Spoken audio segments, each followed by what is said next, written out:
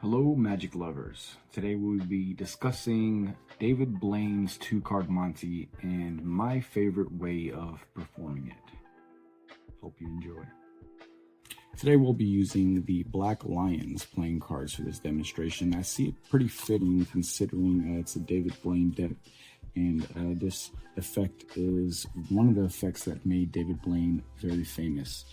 So let's go ahead and hop into it.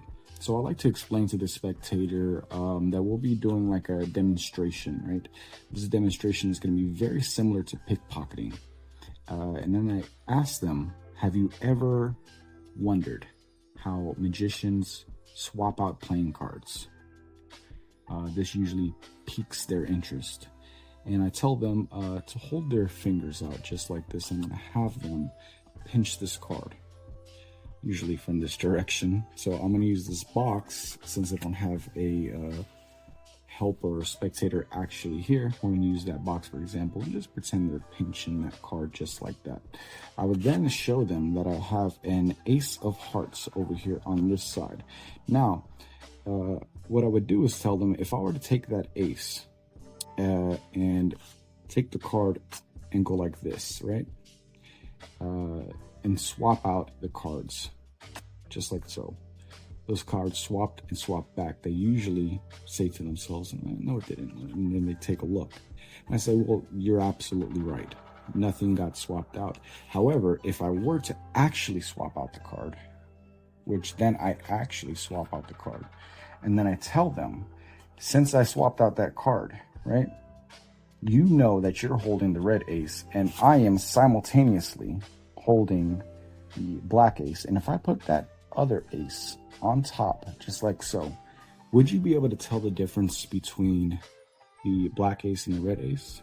Or if I were to take the card and go like this and tell you that those two cards have now swapped positions again, and you're now pinching the black ace on bottom and the red ace on top, would you believe me? Without looking, could you tell me where's the red ace and where is the black ace? So people at this point usually pause for a moment and say, well, I'm not entirely sure which position it is, but I would say that the black ace is on top and the red ace is on bottom.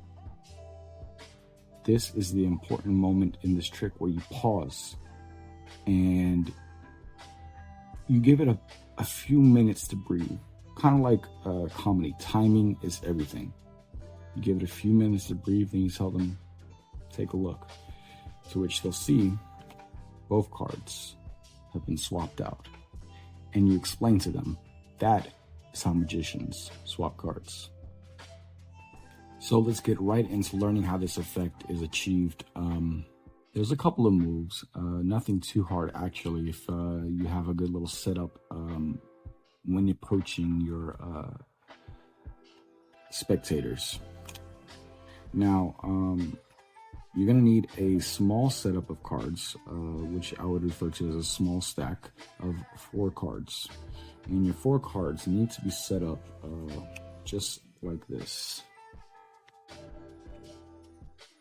with your queens in the middle, ace on top, and the other ace in the 4th position. And this will be, we're sitting right on top of the deck, just like this. Now, usually when I'm performing this, I like to go ahead and push off those 4 cards, get a pinky break, small pinky break. Nothing big is needed for this. You want to keep a nice and flush top side here, and from the side you want to make sure that that pinky break is not viewable. You can even go smaller than that.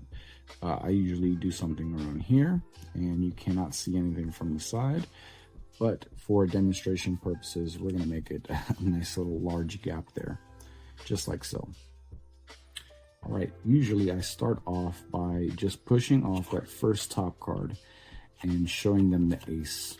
Now, it's very important to give them some information, not just about swapping cards, but talk about pickpocketing and how they're able to, take their fingers into the pocket and swap out or steal out that wallet. that kind of helps. That gives them an idea of what you're doing, and it's kind of a bit of a distraction because while they're thinking about you demonstrating how you're swapping out the cards, you're doing something else entirely. So I'll leave this face up for demonstration purpose.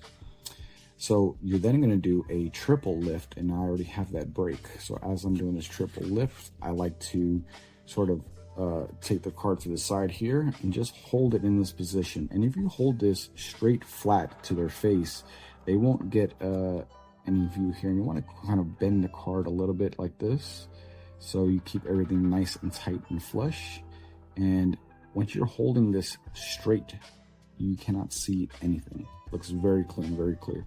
Even if you were to flash it to the side a little bit, it doesn't look too bad. But you want to kind of give them a demonstration here, and then kind of slide the card here and let it drop. You now have your 2 queens here on top of the deck.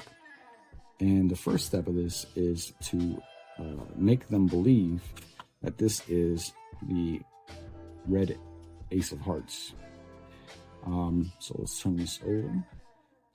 So now you tell them that you're going to swap out the cards, and you're just kind of playing along here, and you say, I swapped them out. And usually most times they're going to look and like, you didn't do anything, you didn't do shit, right? So as you're doing this, you're kind of playing along and say, okay, well, actually, I'm going to show you how you swap it out. And you press this and you take out the actual ace. And at this point, you're then going to do a push off to get a little pinky break, just like so, right? Pushing off that top card. And you then explain to them, so if, and this is all distraction in performance, you say, if I were to take that card, and then you're going to do a top change. And how I like to do this is come here and you go to grab the second card. You kind of risk kill everything. So in slow motion, of course, it looks pretty horrible, but in the motion you risk kill and pull forward here, and really it looks pretty good even in slow motion. So you're going to do this here. You're going to grab that corner here, looks like you're grabbing the top of the card, and what you're doing here in slow motion is you're grabbing it here and you're just doing this here. And at speed, it actually looks pretty decent. So once again, let's go ahead and go over that. So you've got your ace here on top, you've got your pinky break, and you go to grab the corner, and that's it. Now you then place that in their fingers as they're pinching here, and you tell them, say, so now if I have the red ace on bottom and the black ace on top, and if I were to switch them like this, now what position are they in? They're going to think about it, and you want to give them that moment, that pause, to really think it over. Say, without looking, is the black ace on the top or is the black ace on the bottom? And giving them that moment to think really sells the whole effect. And on this side over here, if you really felt so inclined, you can just give this a little bit of a cut, spin the cards around, kind of play with them as you're talking, and nobody's really gonna be in here looking through the cards or anything like that. So it's not a big deal in that sense. It's not serious at all, but you now have your 2 aces over here on top. So at this point, you want to kind of pause and sell that moment that you really did swap out the red ace for the black ace.